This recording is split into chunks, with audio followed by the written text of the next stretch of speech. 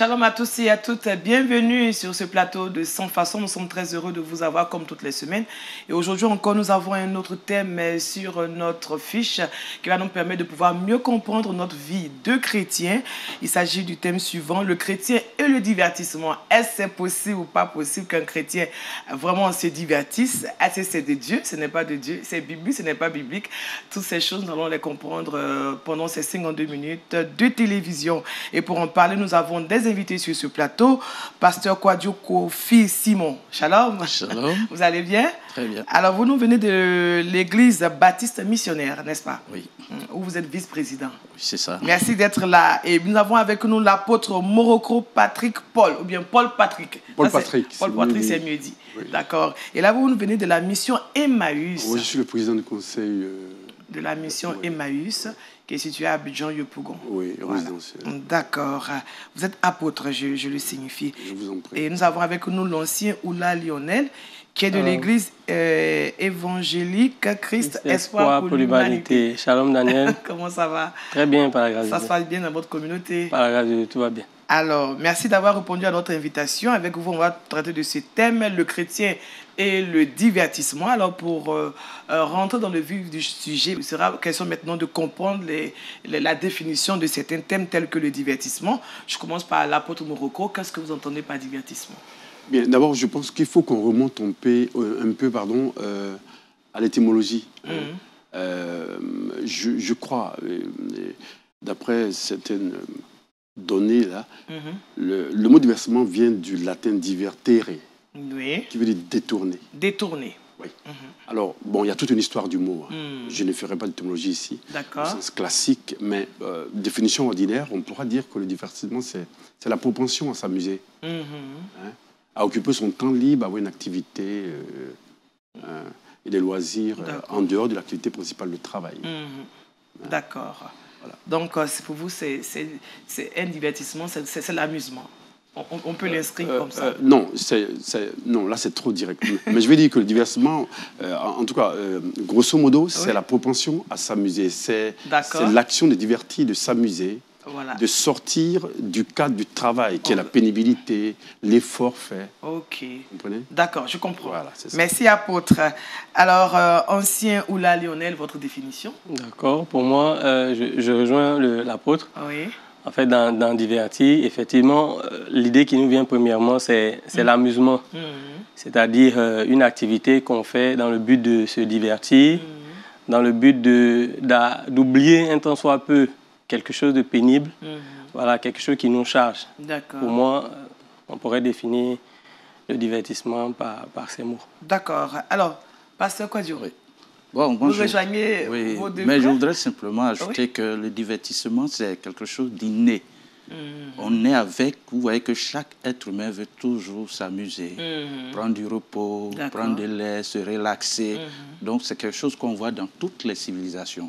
Par exemple au village, nous savons qu'au village, nos parents dansent au clair de lune. Oui, c'est après les activités champêtres, ils viennent, ils s'amusent, après les récoltes, etc. Souvent ils jouent à la walé. Donc vous voyez que dans toute nation, dans toute civilisation, chacun son mode de divertissement. Donc, le divertissement est inné en l'homme.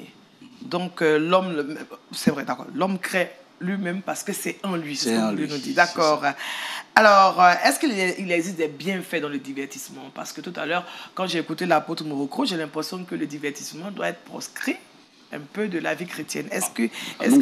On peut tirer quand même des bienfaits dans le divertissement? Ah non, pas du tout. Ouais. C'est pas ce que j'ai dit. J'ai dit que c'est la propension à s'amuser. J'ai l'impression. Voilà, oui, mais je rectifie. C'est ça. Bon, alors, il y a des bienfaits dans le divertissement. Il y a la joie de vivre. D'accord. Il y a la détente. Il y a le bien-être. Vous voyez, par le divertissement, on sort de l'ennui. On sort des habitudes, on se récrée. Je ne dirais pas, comme disent les Grecs, qu'on opère une catharsis, c'est trop fort. Mais dans le divertissement, on se récrée. Mais attention, le Seigneur a dit quelque chose. Il dit, venez à moi, vous qui êtes fatigués et chargés, je vais vous donner du repos. Dans le divertissement, il y a le repos. Il y a le repos. Et puis, que dire encore? Bon, il y a tellement à boire et à manger. On va manger et boire. Je suis d'accord. Pasteur Kouadio, est-ce qu'il existe des bienfaits liés au divertissement que vous savez? Le divertissement fait du bien. Vous savez, après les activités, et après un long moment de travail, souvent le travail, c'est lassant, ça devient monotone. Donc, on a besoin de prendre un temps à part pour faire quelque chose d'autre. D'accord. Et donc, vous comprenez, avec l'évolution même de la science, aujourd'hui, on sait que le stress, par exemple, provoque certaines maladies telles que le diabète, telles que l'hypertension. Donc, il est souvent important de se divertir, de se relaxer pour éviter ces genres de maladies. D'accord. Je partage le point de vue. Oui. Il y a énormément de bienfaits. Voilà, bon, on va dire les principales. C'est le soulagement, la détente qu'on peut ressentir, le bien-être qu'on peut ressentir après un long moment de travail pénible ou bien de travail ennuyant, par exemple. Alors, en tant que chrétien, un chrétien peut dire « j'ai envie de me divertir ». Un chrétien peut le dire, ça ne fera pas... S'il ne s'éloigne pas un peu de son cadre en tant que chrétien. Non, mais... il faut sortir les schémas et des préjugés. Mais quand David dit « l'Éternel est mon berger, je ne m'en manquerai de rien », attention, la suite, c'est « il me conduit dans de verts pâturages, me fait reposer auprès des eaux paisibles ». Mais attention, le chrétien a droit au divertissement. D'accord. Le chrétien a droit au divertissement. Mais quel divertissement? On va y arriver. Bien sûr. Bien sûr. Alors, ancien Oula, le chrétien aussi a droit au divertissement. Bien sûr. Bien sûr. Pasteur Kouadio. Oui, le chrétien, bien sûr, a droit au divertissement. Bon, vous êtes serviteur de Dieu autour de cette table. Comme vous dites, le chrétien a droit au divertissement. Ancien Oula, quand vous décidez de vous divertir, qu'est-ce que vous faites? Il y a beaucoup d'activités. Vous, en tant qu'ancien? Non, pour moi, il y a le sport. Je joue au football. Voilà, je joue à des jeux. Bon, on est d'une certaine promotion quand même. On joue à une certaine génération. La génération Internet, digital, numérique. Voilà, on joue à des jeux vidéo sur le téléphone, ou bien sur l'ordinateur. Il y a la lecture, par exemple. Il y a même des causeries entre amis. Aujourd'hui, il y a beaucoup de groupes WhatsApp. On se retrouve. Des amis de lycée, des amis d'université. Et ça vous permet de vous évader un peu? Oui, oui. En fait, le pasteur, tout à l'heure, dans sa définition, il a dit c'est de faire quelque chose d'autre. Oui. Et autre vraiment, que le travail. Autre que le travail, voilà. Donc, le faire, ça nous permet de nous aérer, de nous détendre, voilà. D'accord. Pasteur? Oui, vous savez, il y a plusieurs sortes de divertissements. Vous, en tant que pasteur? En tant que pasteur, je ne ferai pas n'importe quel divertissement. Je ne m'engagerai pas dans n'importe quel divertissement. Mais qu'est-ce que vous faites quand vous décidez de vous divertir? Quand je décide de me divertir, je regarde les différents genres de divertissements qui sont dans la parole de Dieu.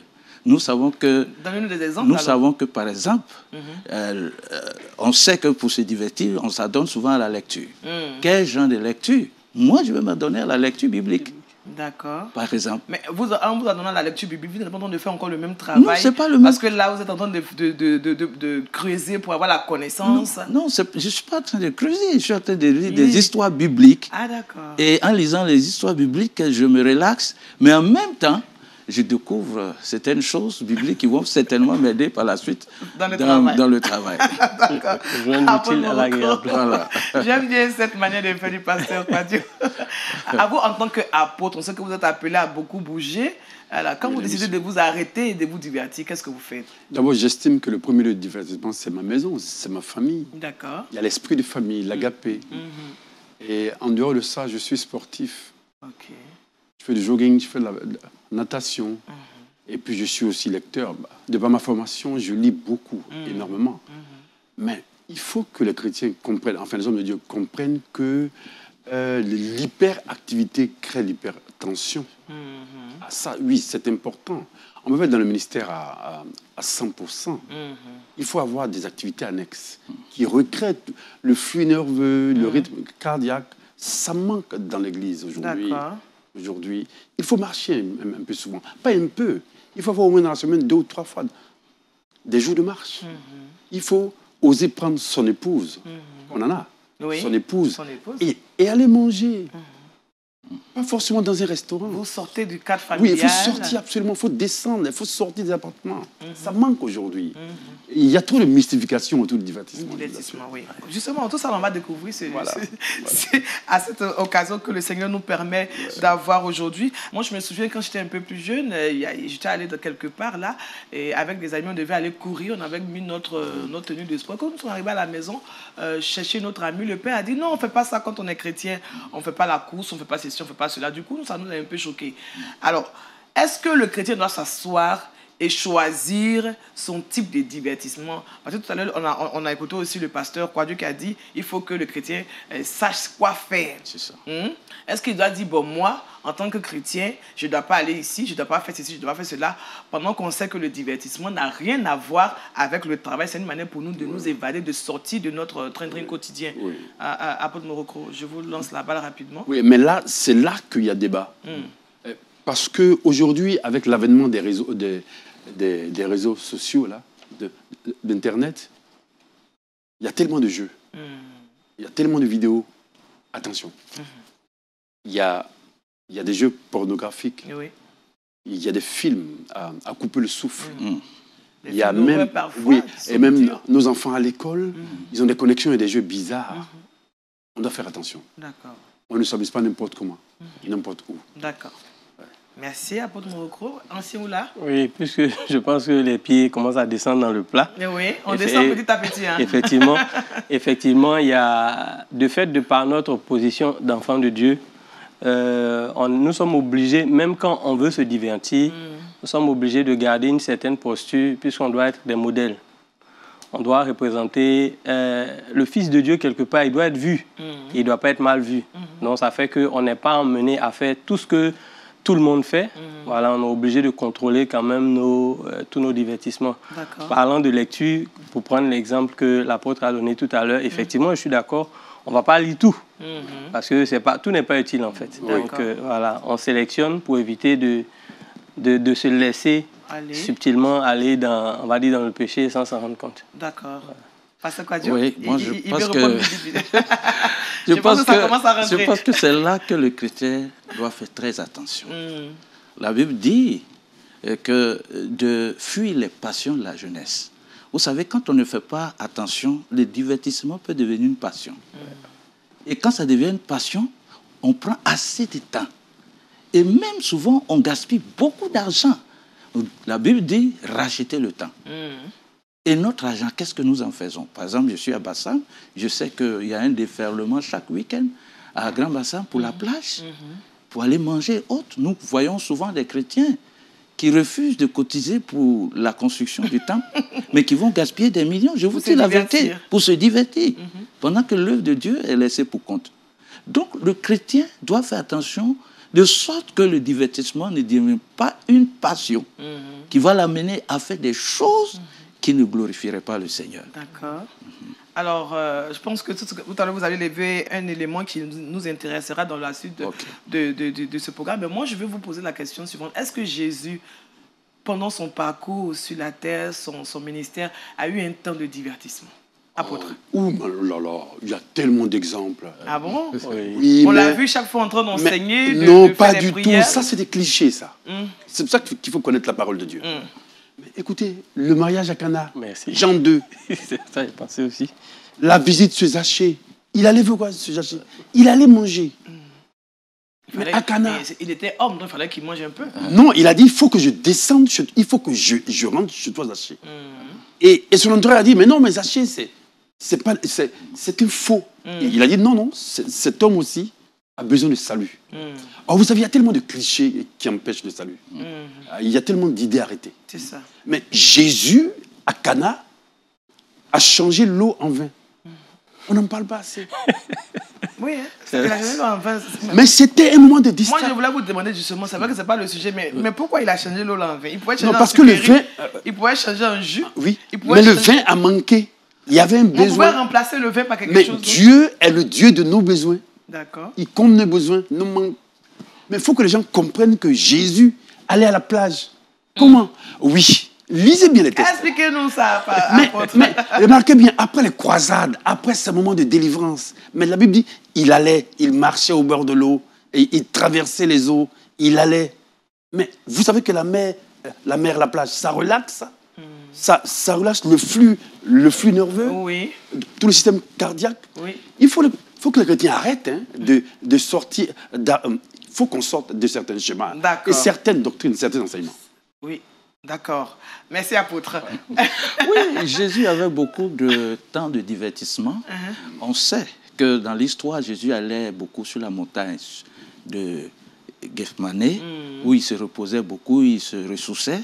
Dans l'histoire même quand ce n'est pas écrit, mais l'histoire le dit, Jésus allait beaucoup là-bas. Oui. Et il y a des passages qui le disent. On voyait Jésus qui prenait ses disciples pour aller manger. Ils mangeaient ensemble. Il se retirait avec eux sur la montagne. Il quittait les croisades habituelles pour se retirer avec eux. On a vu là où Moïse, Élie et autres se sont révélés à eux sur la montagne, la transfiguration. Ce sont des temps de divertissement qui se sont retrouvés là-bas. Ils étaient à l'aise, ils ont changé d'air. Ah, ils ont changé d'air. Oui.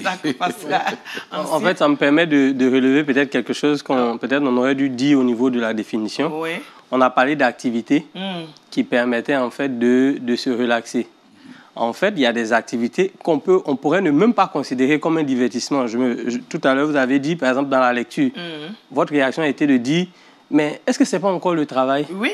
Effectivement. Parce que dans la lecture, c'est vrai, on est en train de découvrir, on est en train de chercher. Effectivement. Donc, dans la définition, le divertissement, ça peut être des activités qui peuvent faire penser à un travail, mais en fait, qui changent le cours de certaines activités qu'on a régulièrement. D'accord. Voilà. Donc, si je suis quelqu'un qui est toujours en train de faire des calculs mathématiques, que c'est prendre un livre pour lire une histoire, en fait, ça change de ce que je suis en train de faire. D'accord. À ce moment-là, l'activité devient pour moi divertissante. Quand bien même, par définition, même, on pourrait dire que ce n'est pas du divertissement. Donc, je veux dire que par là, aller manger. Bon, moi, quand je vois, quand vous prenez des exemples selon lesquels Jésus battait manger avec ses disciples, c'est normal, c'est un besoin vital. On peut aller manger, mais est-ce aller manger, c'est se divertir? Bien sûr, c'est se divertir, puisque Jésus venait de parcourir des villages, prêchant la parole de Dieu, guérissant les malades. Mais la Bible dit que des milliers de personnes suivaient Jésus. Parce que même dans le divertissement... Chacun criait Jésus, Jésus, mais ce n'était pas facile pour lui. Donc, en se retirant pour aller manger, oh là là, Jésus retrouvait ses sens. Pour savourer vraiment le repas qui lui était servi. Mais moi, apôtre Moroko, moi, je veux dire, même dans le divertissement, en fait, ce que vous appelez le divertissement de Jésus, il pose toujours des actions. Oui, c'est parce que... Est-ce que là, on peut parler de divertissement? Quelqu'un qui dit, je vais me récréer. Et puis, vous êtes apôtre, vous êtes pasteur. Oui. Quelqu'un vous dit, bon, moi, je vais par exemple à la plage avec ma famille, on va changer d'air. Et puis là-bas, quelqu'un vous dit, ah, pasteur, j'ai mal à la tête, priez pour moi. Ah, oui, mais tout est pour la gloire de Dieu. Merci. On travaille pour la gloire de Dieu. Amen. Vous pensez qu'on a une minute sans penser à Dieu? Mais on a des êtres pour Dieu. Amen. On est né pour Dieu. On ne peut pas éviter notre marque, ce dépôt-là, ce saut-là. Il est là. Même quand vous allez quelque part, en famille, on vous reconnaît. Oui. Ah, voici le pasteur. Oui.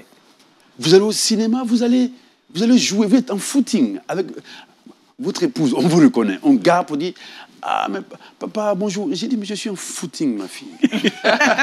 Oui, là, vous rappelez que vous êtes en footing. Oui. Donc, on ne doit pas confondre le pasteur qui est à l'église et le monsieur qui a pris qui s'est habillé pour faire son footing. Là, c'est un citoyen lambda. Voilà. Et puis, à l'église, c'est le pasteur. Même au supermarché, en train de faire les emplettes, on me reconnaît.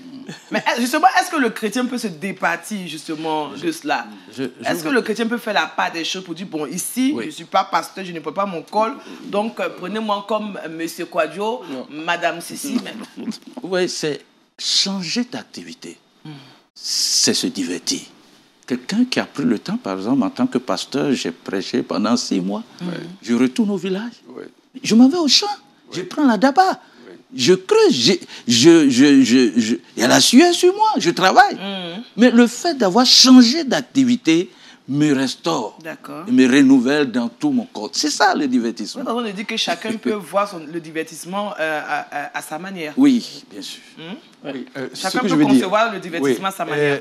Pour abonder dans le même sens que le pasteur Quadio, je vous dis qu'on peut changer d'activité sans changer d'identité. Merci. Tenez ça bien. Ça, c'est bien dit. C'est bien dit. Nous sommes avec un apôtre. Ouais, d'accord, merci. Alors, mais c'est où là? Oui. Tout à l'heure, on peut changer d'activité. Oui. Non, mais je voulais dire la même chose que l'apôtre a dit. Et il a dit la même chose. On change d'activité, on ne change pas d'identité. Oui. Mais est-ce que le fait de se divertir aussi ne peut pas être un frein dans notre épanouissement spirituel? Oui, bien sûr. Oui. Bien sûr. De se divertir. Oui. Bien sûr. Bon, parce ça a été... on se dit que chaque année, il faut qu'on prenne des vacances, il faut qu'on fasse ceci, il faut qu'on fasse cela. Est-ce qu'en le faisant ainsi, ça ne peut pas être un frein à notre épanouissement spirituel?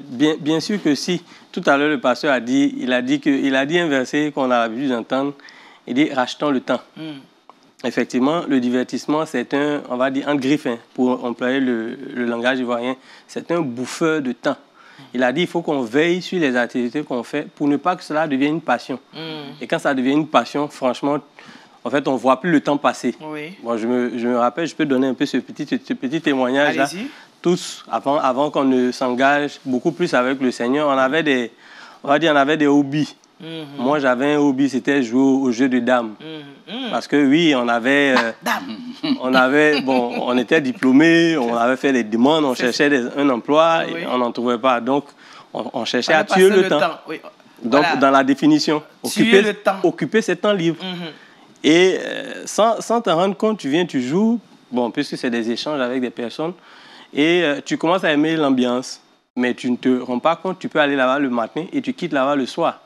Pour moi, utiliser son temps comme ça, avec du recul, non, tu utilises mal le temps. C'est ça. La chose qui est la mieux partagée, c'est le temps. Le riche comme le pauvre, on a le même temps, mais comment utilisons-nous nos 24 heures? C'est dans la gestion du temps. Mais en tant qu'enfant de Dieu, quand même, on ne va pas gaspiller ce temps-là. Il y a des âmes. La Bible dit, la moisson est grande. Il y a peu d'ouvriers. Voilà. D'accord. Pasteur Kwadjo? Oui, tout à l'heure, j'ai dit qu'on doit faire très attention. Oh, oui. Aujourd'hui, si vous remarquez très bien, le divertissement est en train de se globaliser. De plus en plus, les gens vont vers les mêmes genres de divertissement. Et je pense que le diable est derrière. Quand nous prenons, par exemple, les gens qui veulent forcément voyager, qui vont sur les réseaux sociaux, vous n'imaginez pas combien de temps ça prend aux frères et aux sœurs qui peuvent passer 24 heures sur les réseaux sociaux. Pendant qu'il y a l'évangélisation qui est là. Pendant qu'il y a d'autres activités qui sont là, qui peuvent nous aider à avancer dans l'œuvre de Dieu. Mais dans les réseaux sociaux aussi, on peut évangéliser. Oui, bien sûr. Mais quand ça devient une passion, vous n'allez pas me dire le contraire. C'est vrai, on dit qu'on apprend, on découvre des amis, mais soyons honnêtes. Quand nous observons nos jeunes gens, c'est devenu une obsession pour eux, les réseaux sociaux, une maladie même. Donc, on doit faire très attention pour ne pas que ces divertissements nous détournent la voie de Dieu et nous éloignent la parole de Dieu. D'accord. Donc, vous êtes d'accord avec moi que la Bible n'exclut pas le divertissement. Oui. Hein? Est-ce que vous pouvez nous donner quand même quelques passages bibliques qui, justement, appuient que le divertissement est important? Oui, mais maman Daniel, je veux revenir sur ce qu'on vient de dire tout à l'heure. Oui. Attention, divertissement n'est pas addiction. Oh, c'est ce qui se passe aujourd'hui. Vous savez qu'il y a des pasteurs qui peuvent être sur le net, sur Internet, de 20h à 4h du matin. Ils ne sont pas en prière. Vous savez qu'il y a des oins de Dieu qui peuvent être sur le net de 8h à midi. Pourquoi? Et l'intercession. Et l'évangélisation. Et les visites aux malades, aux prisonniers. Et les dons aux pauvres. Attention. D'accord. Là-bas, c'est un champ qu'ils explorent aussi. Ah non, mais est-ce que vous trouvez normal qu'une femme qui est mariée, une femme chrétienne qui est mariée, ou un pasteur qui est marié, il rentre de l'église à 21h souvent, c'est ça, à 22h. Il rentre, et sur le lieu conjugal, il regarde sa vidéo de 22h à 2h du matin. Il est en train d'être édifié aussi. Les vidéos, là? Oui, puisque de fois sur le net. Et sa femme? Elle a besoin de l'entendre. Elle se repose un peu. Non, elle se repose. Vous savez, il y a beaucoup d'addictions et de déviations. C'est ça. Il faut faire attention. Alors, comme je disais tout à l'heure, est-ce qu'il y a des passages qui peuvent nous conforter dans notre position, si nous voulons aller nous divertir? Est-ce que nous, en tant que chrétiens, il y a des passages qui peuvent nous aider à dire que moi, en tant que chrétien, je peux aller me divertir parce que la Bible ne me l'interdit pas? Bien sûr, il y a l'apôtre Paul, par exemple, qui exhortait Timothée dans 1 Timothée 4, verset 13. Applique-toi à la lecture. Vous voyez, la lecture, il exhortait Timothée à lire, à beaucoup lire. Nous voyons certains passages, par exemple, qui dit aller par tout le monde, annoncer la bonne nouvelle. Après avoir travaillé pendant une semaine, on peut aller annoncer l'évangile. Prêcher l'évangile, je vous ai dit que tout à l'heure, il y a un piège dans lequel le chrétien tombe de plus en plus. On a oublié ce qui peut nous permettre, en tant que chrétiens, de nous relaxer. Mais à travers l'œuvre de Dieu, on peut faire des voyages missionnaires. On peut prendre sur nous d'aller à des croisades. On change carrément de cadre. Mais en changeant de cadre, nous faisons des choses qui glorifient Dieu. Et souvent, quand nous revenons après des week-ends d'évangélisation, de voyages missionnaires, nous sommes restaurés, fortifiés, et spirituellement, et non pas diaboliquement. Ah d'accord, heureusement. Un verset de la Bible qui est connu, « Je nomme, réjouis-toi pendant les jours de ta jeunesse ». Quoique, il y a une suite. C'est ça. Voilà, pour dire quand même que Dieu, quand il nous crée, Dieu il ne veut pas que nous soyons malheureux. Au contraire, Dieu veut qu'on puisse jouir de tout ce qu'il a créé. Voilà, donc que ce soit la nature, que ce soit les relations humaines, la famille, les amis. Je dis, on a des cadres de divertissement voilà, dans ces différents cadres-là. D'accord. Est-ce que la Bible nous présente des valeurs liées au divertissement? Alors, non, après, me recouvre. Oui, moi je vais ajouter que... Oui. Mais le maître lui-même, le Seigneur dit, venez à moi, vous qui êtes fatigués, chargez, je vais vous donner du repos. Mais là, il vient de décharger mon fardeau. Ah oui, mais là, il dit ensuite que mon joug est doux et léger. Il dit, mon joug est doux et léger. Donc le Seigneur lui-même enseigne le repos. Vous savez qu'il y a des pasteurs qui ne se reposent pas, c'est-à-dire ils disent que non, je suis dans le ministère à 100 heures, lundi, mardi, mercredi. Pourquoi je vais me reposer? Non, j'ai l'onction. Oh, quelle bêtise. Parce que même le corps a besoin de repos. D'accord. Toutes les recherches l'attestent. Quand on travaille, on a besoin de repos. Surtout à partir de 40 ans, 50 ans. Pourquoi plein de pasteurs sont hyper tendus, diabétiques, ils craquent même. Et ils ne gèrent pas bien leur foyer. Vous savez pourquoi? Ils n'ont pas le temps de repos et de divertissement. D'accord. Et ils discutent là-dessus. On est toujours plongé dans un pasteur n'est pas un super-homme, il n'est pas un surhomme. C'est ça. Vous comprenez? Et donc, il faut qu'on comprenne que Dieu, là, est un Dieu de sagesse et d'équilibre. Comment parler de repos? Est-ce qu'il y a un temps qu'on doit déterminer pour le repos? Je me dis, bon, il faut que je me repose 2 jours, 3 jours, bien. Peut-être que pour quelqu'un qui ne veut pas se reposer, il a une raison. Hein. Certainement, cette personne a peut-être une raison. Non, mais vous ne pouvez pas comprendre. Est-ce que vous savez que quand on prêche la parole de Dieu dimanche à l'église, même quand on prend le micro pendant 1 heure de temps, au niveau du rythme cardiaque et du flux nerveux, mais on dégage une énergie comme ce n'est pas possible. Mais on se vide. Si vous vous rappelez, quand la femme hémorroïste, la femme qui perdait du sang, a touché le Seigneur, il a dit quoi? Une force est sortie de moi. Oui, il a dit, mais qui m'a touché? Qui m'a touché? Et puis il a dit, une force est sortie. Mais vous savez que quand un pasteur reçoit les gens le matin de 8h à 15h, vous savez à quoi il s'expose? À 2 choses. D'abord, spirituellement, il s'expose à des attaques. Mais du point de vue psychomoteur, mais il est affaibli puisque il écoute. Et puis arrivé à la maison, il ne dort pas. Il mange lourd. Il boit n'importe quoi. Et puis après, on dit qu'il est hyper tendu et il accuse les sorciers. Quoi que les sorciers aussi peuvent le faire. Oui, ok. Ils ont le dos là et c'est bon. Voilà, c'est ça. Moi, à la suite de l'apôtre, je voulais juste donner l'exemple de Jéthro. Oui, Jéthro, le beau-père à Moïse. Parce que l'apôtre a dit quelque chose qui est vraiment important. Il y a la notion d'équilibre et il y a la notion de sagesse. C'est-à-dire qu'on peut ne pas travailler efficacement. On pense qu'on est occupé, mais ne travaillant pas efficacement, on ne fait rien de bon. C'était l'exemple là de Moïse. Mais c'est quelqu'un qui n'était pas chrétien. On connaît tous l'histoire. Et qui lui a dit, tu travailles comme ça, mais tu vas te fatiguer. En plus, tu n'aides même pas ton peuple. Parce que toutes ces personnes-là veulent te consulter. Ils veulent consulter Dieu via toi. Décharge-toi. Donc, ça veut dire dans la notion d'équilibre, dans la notion de divertissement ici, il faut être sage. Planifier les vacances, par exemple, pour les pasteurs, à un moment de l'année, ce n'est pas une mauvaise chose, c'est une très bonne chose. Avec, pour tout ce qu'on voit, les problèmes de santé.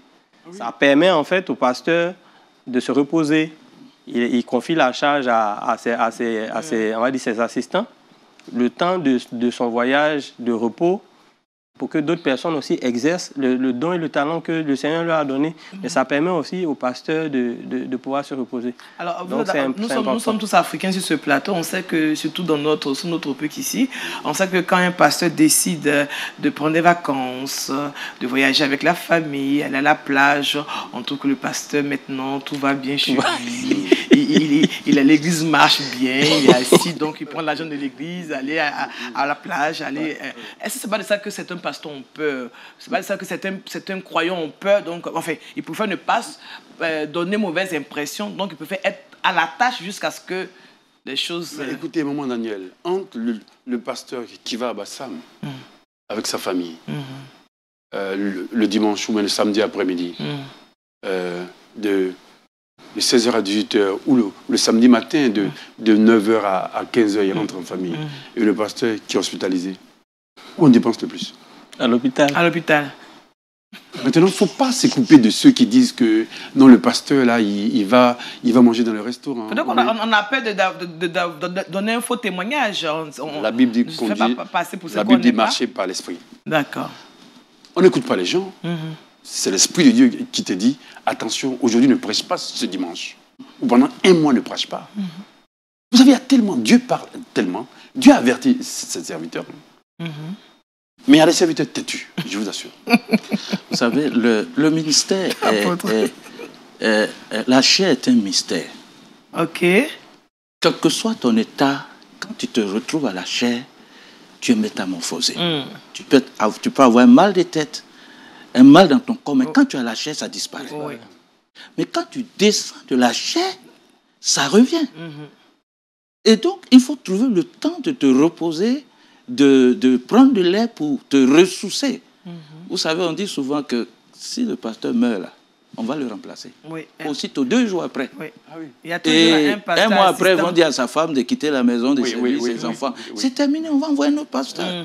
Si tu veux vivre longtemps pour servir Dieu, il faut savoir te reposer. Il faut savoir prendre du temps à côté pour te ressourcer. En tant que serviteur de Dieu, est-ce que vous pouvez nous donner quand même quelques valeurs qui sont liées au divertissement? Oui, maman Daniel, mais on n'a pas parlé... Est-ce que la Bible nous présente des valeurs? On n'a pas parlé des versets bibliques où il y a qui révèlent certains divertissements négatifs, hyper négatifs. Allez-y. Je peux citer la Genèse. Genèse 3, versets 1 à 9. Mais écoutez, Adam et Ève étaient dans le jardin et quelqu'un est venu divertir au sens de détourner. Ah oui, le serpent est venu. C'est le commencement des divertissements. Bon, ensuite, mais il y a Exode 32, le veau d'or. La Bible dit que Moïse était sur la montagne. Il a laissé le peuple à Aaron. Et le peuple, Aaron, qui n'avait pas le caractère de Moïse, le leadership de Moïse, s'est laissé conduire. La Bible utilise le mot de divertir. Ils ont dansé, ils ont adoré le veau d'or. Il y a eu la sanction de Dieu. Ensuite, mais il y a 2 Samuel 11. David, qui voit Bathsheba, la femme d'Uri. Mais la Bible dit que David était sur son duplex. Il était oisif. Il se divertissait. Attention au divertissement. Il y a les divertissements pièges. On est d'accord? D'accord. Voilà. Oui, je dirais qu'il y a de la valeur dans le divertissement. Des valeurs physiques, des valeurs de santé, des valeurs spirituelles et bien d'autres, psychologiques et autres. Quand on prend le temps de se reposer, d'abord physiquement, on se ressource et sa santé est restaurée. Et puis, en fonction du divertissement que nous faisons, on peut être restauré spirituellement. Celui qui lit, par exemple, il découvre des merveilles dans la parole de Dieu. Donc, spirituellement, il se ressource. Donc, il y a de grandes valeurs dans le divertissement. D'accord. Ancien Moula, vous voulez ajouter quelque chose? Juste pour, on va dire, pour emboîter le pas à l'apôtre, il y a un passage de Proverbe qui parle de « les yeux de l'Éternel sont en tout lieu ». Donc, c'est un verset, quand tu l'as en tête, à tout endroit où tu te trouves, ou peu importe ce que tu fais, Dieu est quelque part, il est en train de me regarder. Donc, il faut que je fasse attention. Oui. Donc, c'est un peu comme c'est un garde-fou. C'est-à-dire, le verset même te dit, attention à ce que tu fais. D'accord. Vous êtes en train de nous dire que le divertissement peut revêtir un caractère spirituel au-delà de sa forme ludique. Oui. Bon, mais le psaume 23 de David oui. est tellement explicite. David, je crois que quand il écrivait le psaume 23, il n'était pas dans un beau cocon. Il dit « L'Éternel est mon berger », présent de l'indicatif, mot de la réalité. C'est ça. Il dit « L'Éternel est mon berger, mais je ne manquerai de rien ». Et il dit, toujours présent de l'indicatif, il dit « Il me conduit dans de verts pâturages et il me fait reposer auprès des eaux paisibles ». C'est que dans le divertissement, on peut retrouver, on peut être restauré, on peut être rééquilibré. Et puis je vous assure, dans le divertissement, on peut retrouver la vie, je vous assure. Amen. Parce qu'il y a des gens qui travaillent et qui font du travail, mais un labeur de l'esclavage. Il faut sortir du travail et l'esclavage. Justement, qu'est-ce qui fait que certaines personnes refusent à la limite de se divertir? Quand on a pris, par exemple, le cas de David, qui était au-dessus du toit de sa maison et qui a vu Sheba, par exemple. Ouais. Est-ce que l'oisiveté et certaines choses peuvent être à la base de certains vices? C'est pourquoi certaines personnes décident, par exemple, de ne pas se laisser aller dans le relâchement. Ils préfèrent être concentrés, rester toujours à l'écoute de Dieu, rester toujours en train de chercher Dieu, parce que en cherchant Dieu, certainement qu'on évite de tomber aussi bas. Les études démontrent que on ne peut pas être concentré à 100% sur son travail. Et tout le temps. On est concentré au plus à 60%. Les plus gros travailleurs, ils travaillent à 70%. Et ça, c'est les meilleurs, d'ailleurs. Non, écoutez, on ne peut pas travailler à 100%. Même quand on travaille à 100%, il y a un relâchement et puis on peut péter les plombs. Si. Dieu est un Dieu d'équilibre. D'accord. Et c'est un Dieu de connaissance. Il y a les psychologues, il y a les psychiatres, il y a tous ces gens-là. Mais ce n'est pas pour rien. Il faut être équilibré. Avoir une foi équilibrée, une foi mûre, et une foi qui reproduit des fruits, comme dit Jean-Baptiste, des fruits dignes de la repentance. Amen. Bon, souvent, c'est une question d'ignorance. Moi, quand j'étais jeune, j'ai commencé très jeune le ministère. Donc, j'étais un pasteur fougueux, et je ne me reposais pas. J'avais, avec mon âge, c'était possible. Il faut travailler pour le Seigneur. L'apôtre a dit tout à l'heure, à partir de 40 ans, il faut faire attention. Par exemple, moi, je n'éteignais jamais mon portable. À minuit, 2 heures du matin, on peut m'appeler. Mais aujourd'hui, avec l'âge que j'ai, ce n'est pas possible. J'éteins chaque nuit mon portable pour dormir, pour me reposer normalement, pour que je puisse me retrouver, me ressourcer et puis continuer le travail. Donc, il faut faire plutôt attention par rapport aux différentes activités que nous menons et aussi à notre âge. Et puis, il faut savoir choisir le genre de divertissement qu'il faut faire pour pouvoir se retrouver. C'est des pasteurs, par exemple, qui ont peur de faire certaines choses parce que peut-être qu'on va dire qu'ils sont en train de dévier de la foi. C'est normal d'avoir peur, de faire attention. Mais il faut plutôt rechercher ce qui peut personnellement nous aider. Si tu ne peux pas aller sur les réseaux sociaux parce que ça peut te détourner, mais au moins, tu peux faire du footing. Ou tu peux aller, comme le pasteur l'a dit tout à l'heure, manger avec ton épouse dans un restaurant. Tu reviens fortifié, restauré. Donc, je pense que c'est une question de mentalité. C'est une question de mentalité. Je vais ajouter aussi à ce que le pasteur a dit, c'est la connaissance. Parce qu'aujourd'hui, il a fallu peut-être que certains pasteurs décèdent de façon très brutale, très brusque, pour qu'à un moment donné, on se dise, mais attention, on n'a pas fait attention à la charge de travail du pasteur, on n'a pas pris le temps d'organiser les choses de cette façon. Donc, il est bon, quand on est sage, quand on a la connaissance, de faire comme ce qu'on est en train de faire. Cette émission permet en fait à nos frères et sœurs qui sont un peu dans le doute, avec les avis des uns et des autres, appuyés de la parole de Dieu, de comprendre qu'en fait, Dieu ne proscrit pas certaines choses. Voilà. Et puis, tout en sachant que Dieu nous demande d'avoir des garde-fous. Il y a le passage de l'apôtre Paul qui dit « Tout m'est permis, mais tout n'est pas utile. » Voilà. Donc, on sait par exemple que je peux voyager, je peux aller découvrir un pays dont on a beaucoup parlé. Ça passe tout le temps à la télé, des voyages de pèlerinage en Israël, le fait même d'aller passer là où Jésus est passé, ça nous éduque, ça nous conforte dans notre foi. Oui. Donc tout ce que la Bible dit, c'est réel, c'est du divertissement, mais il est positif parce que là, il est en train de... À la fois, il nous permet de nous récréer, de nous divertir, mais il nous permet en même temps c'est-à-dire de nous conforter dans notre marche avec le Seigneur. Donc, en fait, c'est des choses, je pense, c'est beaucoup l'enseignement. Donc, il faut qu'on enseigne beaucoup notre peuple ou bien nos frères et sœurs sur... Alors, de nos jours, à quel type de divertissement le chrétien n'a pas droit? Vous voulez que je réponde? Allez-y, apôtre. Je vais casser les papous, hein, comme on dit. Non, il faut qu'on sache, parce que c'est bien de se divertir, on veut sortir, on veut se détendre, on veut faire autre chose, parce qu'on se dit que Dieu est partout. Okay. On se dit que Dieu est partout. Tout à l'heure, on peut trouver plusieurs... La terre est grande, immense d'ailleurs. Okay. Donc, je peux aller partout, ma commune est grande, mais à quel type de divertissement le chrétien ne doit pas s'adonner? Ok, j'y vais, maman Daniel. Il y a incongru de trouver un chrétien, même un chantre, dans une boîte de nuit ou un bar.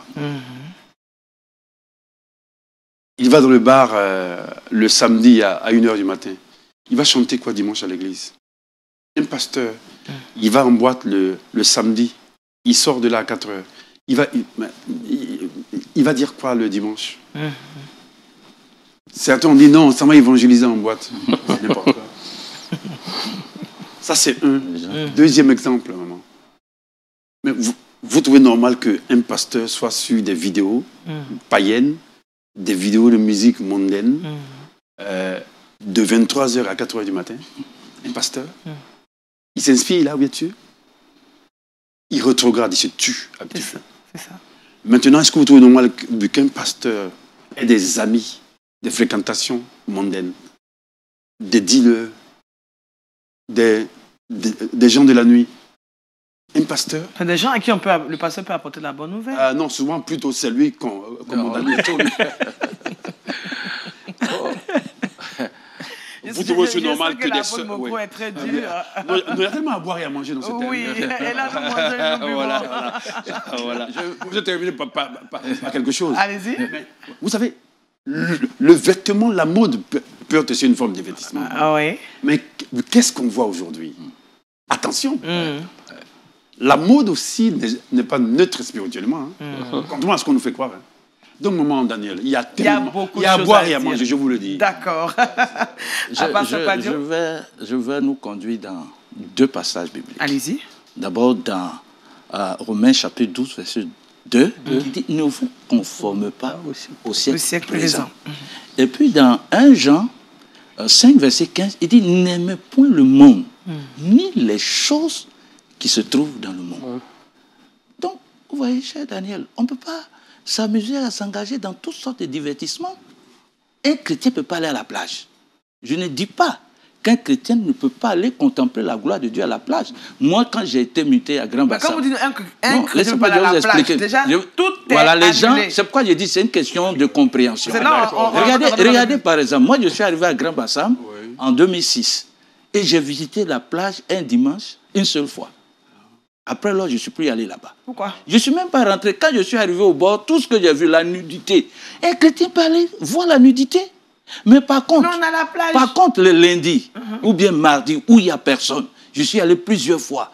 Ou quand je regarde la mer, je vois la gloire, l'immensité, la grandeur et ça vous de Dieu. Et ça me recrée, et ça me fortifie. Par contre, le samedi, c'est autre... Par contre, le samedi, les gens ils vont pour voir la nudité. Nous voyons des gens, des chrétiens qui font des convois pour aller à la plage samedi, dimanche. Non, écoutez, ne vous conformez pas au siècle présent. On ne peut pas aimer le monde.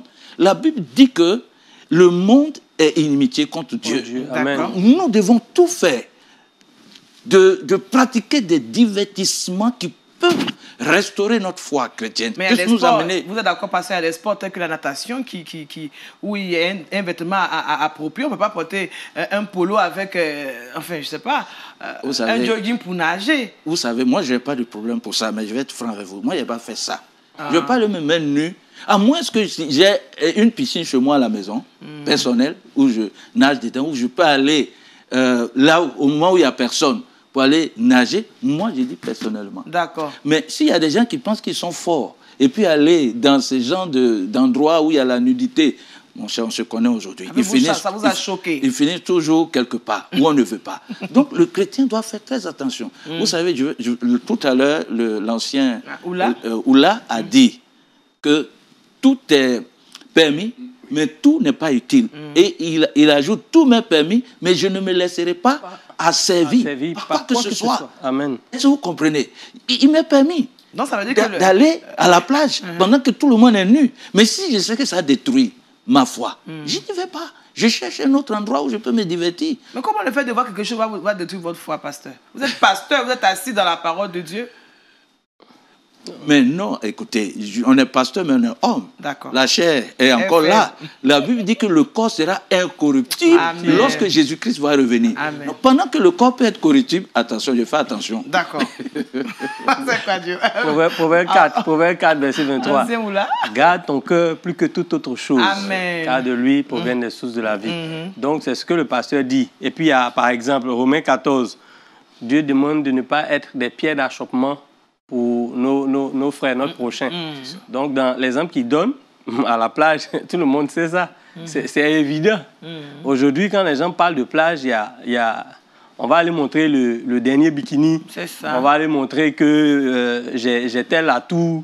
Bon, il y a un motif derrière. C'est les images qui choquent pour parfois. Voilà. Et donc, si tu sais que, il a dit, si tu sais que tu ne vas pas être fort là-bas, il ne faut pas tenter le diable, comme on dit. Donc, le chrétien doit faire attention à tous ces aspects avant de s'engager dans un divertissement. Bien sûr. Alors, est-ce que l'Église aussi peut, à son tour, proposer des types de divertissements à son peuple? Oui, maman Daniel, moi je vais vous choquer sur ce plateau. Moi, je pense que l'Église a démissionné.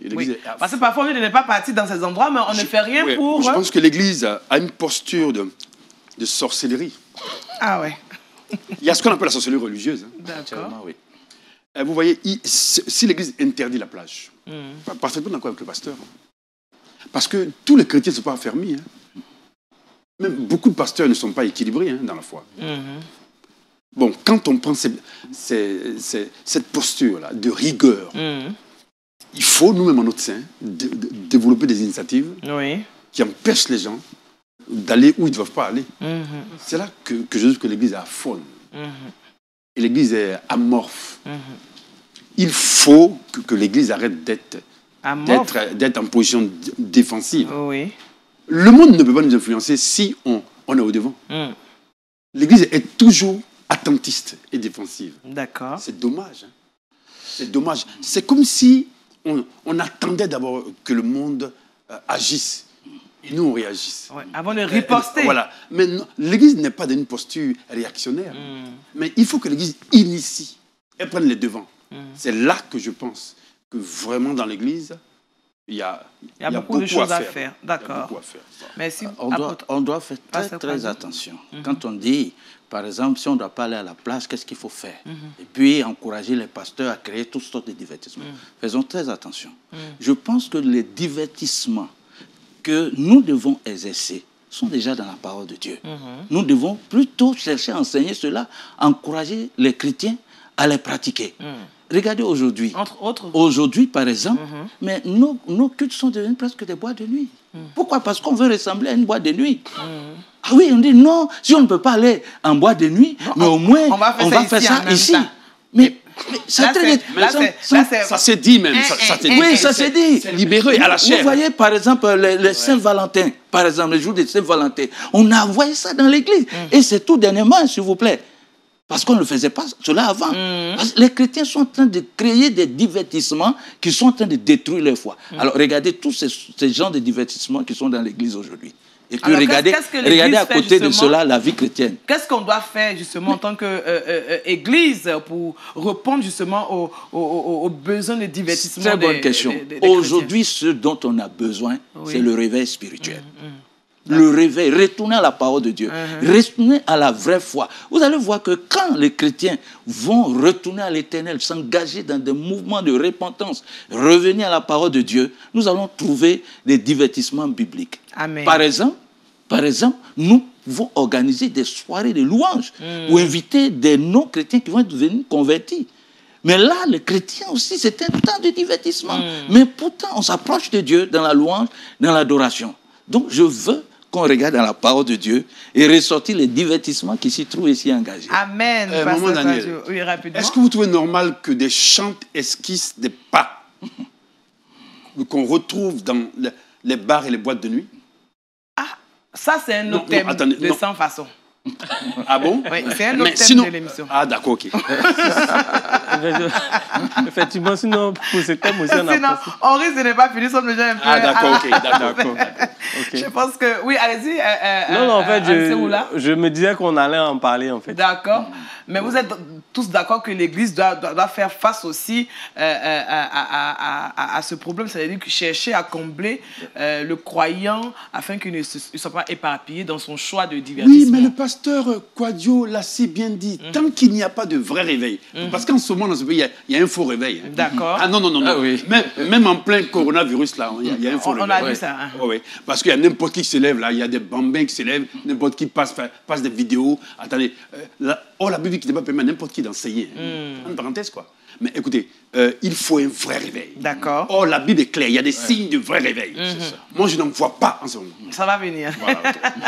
Merci à vous, chers invités, à l'apôtre Morocco Paul Patrick, au pasteur Quadio Kofi Simon et à l'ancien Oula Lionel. Vous êtes venus nous parler. Avec vous, nous avons parlé plutôt de ce thème qui parfois traverse notre esprit en tant que chrétien. Est-ce que le chrétien peut se divertir? Quel type de divertissement? Il y a beaucoup de choses à faire. Toujours est-il que le chrétien doit choisir son mot de divertissement pour ne pas sortir de la parole de Dieu. C'est ce que je retiens. Amen. Merci. À vous également, merci de nous avoir suivis. En espérant vous retrouver la semaine prochaine. Que Dieu vous garde. Quelle que soit l'activité, cherchons la gloire de Dieu. Au revoir. Amen.